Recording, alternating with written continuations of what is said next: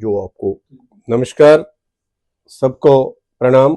आज हम यहाँ पे भट्ट साहब, BL भट्ट साहब के यहाँ आए हुए हैं।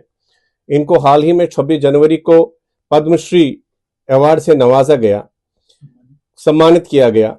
इसमें गवर्नमेंट ऑफ इंडिया ने इनकी डेडिकेशन और इनके काम को देखते हुए इनको ये पुरस्कार दिया गया है।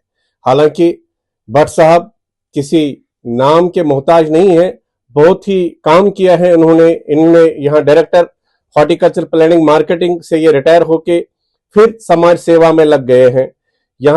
हम यहाँ पे ये भी दर्शाना चाहते हैं कि इनके सनातन की सेवा में जो योगदान इनका अभी तक है और आगे भी चलता रहेगा, वो सुनहरी लफ्जों में लिखा जाएगा।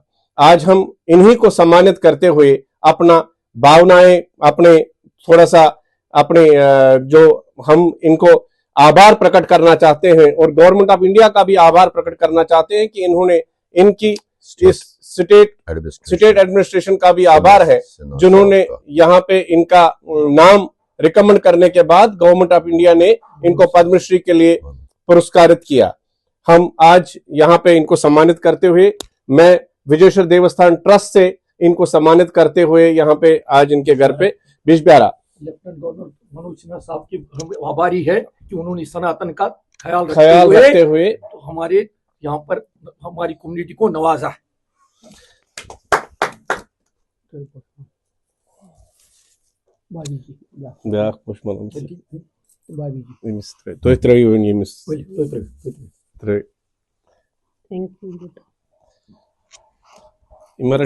थोड़ा सा हमारी तरफ से ये एक छोटा सा टोकन ऑफ लव, जिसको हम कहेंगे, छोटा सा टोकन ऑफ लव नहीं है, इसका इज प्राइसलेस है। तो ताकि हम विजयेश्वर देवस्थान ट्रस्ट की रिकॉग्निशन इसका यहाँ पे मूल्यांकन हो नहीं सकता, इतना बड़ा ये है।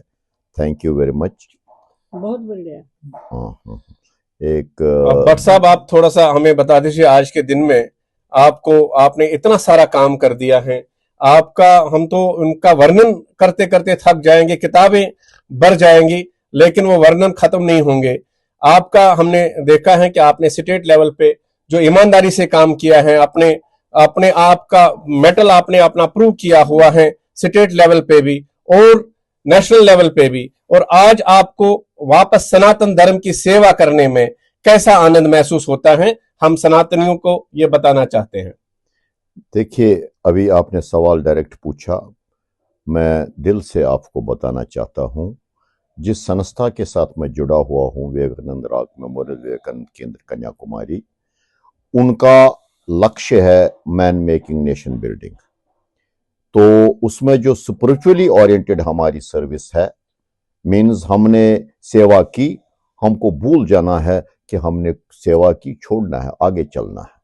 ये जो सुप्रीम सर्विस जो हम करते हैं, तो जो आपने सम्मान का कहा, एलिवेशन का कहा, रिकॉग्निशन का कहा, अगर मैं इसको वो मान के चलूं कि ये मेरा पर्सनल सम्मान हो गया, मेरी अर्धांगिनी का सम्मान हो गया, तो मैं अपनी स्पिरिचुअल ओरिएंटेड सर्विस मिशन को थोड़ा नीचे गिराता हूं।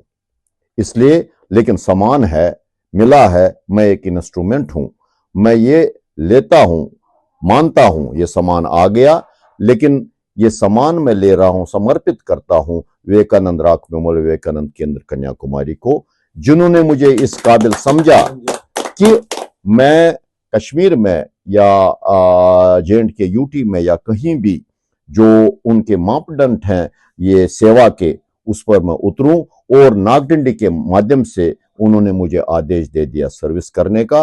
आज मैं ऋणी हूं, शुक्रगुजार हूं, धन्यवाद देना चाहता हूं अपने जो JKUT के हमारे माननीय लेफ्टिनेंट गवर्नर साहब हैं, मनोज सिन्हा साहब हैं। वो नागडंडी आए, उन्होंने नागडंडी देखा, 2 घंटे से ज्यादा टाइम वहां दिया, हर एक चीज उन्होंने देखा, और उन्होंने ये देखा कि कश्मीर में एक ऐसा सेंटर है, लोकेशनल एडवांटेज है, जो एक अगर इसको हम एनकरेज करें, एक हब ऑफ सनातन धर्म के रूप में उभर के आएगा, नेशनल इंटीग्रेशन के लिए उभर के काम कर रहा है, अभी सिविल सोसाइटी में पीस एंड नॉर्मलसी के लिए काम कर रहा है। तो मैं तो इसी उस अवध से उन्होंने ये वो जो आपके हेरिटेज पॉइंट आपका भी मिला होगा, सबका मिला होगा कि जो हमारे बुरी हालत में हमारे श्राइन्स हैं, टेम्पल्स हैं, मंदिर हैं, उनको करोड़ों रुपया उन्होंने दे दिया, अरेंज कराया ताकि ये रिपेयर हों, रिबिल्ड हों, नए सिरे से हों। तो उनका तो कन्याकुमारी का मैं ऋणी हूं ऑन बिहाफ ऑफ समुदाय की तरफ से हम ऋणी क्यों हैं? मैं ही नहीं हूं, सारा समुदाय। वो इसलिए है कि हमारा एक ही ऑब्जेक्टिव होता है, मैन मेकिंग नेशन बिल्डिंग, मानव सेवा से राष्ट्र उत्थान। ये सारे 800 850 900 ब्रांचेस जो विवेकानंद केंद्र कन्याकुमारी की है। लेकिन जब अनफॉर्चुनेट पलायन हो गया 89-90 में, वो किन हालात में हो गया वो मैं कहना नहीं चाहता हूं, सबसे आप मेरे से ज्यादा जानते हैं। लेकिन उन्होंने बुला के मुझे आदेश दे दिया कि सारा हिंदू समुदाय जो है वो कश्मीर छोड़ के चला गया है। जब तक हमारे हिंदू भाई कश्मीर में वापस नहीं आएंगे तो सनातन धर्म वहां कैसे चलेगा।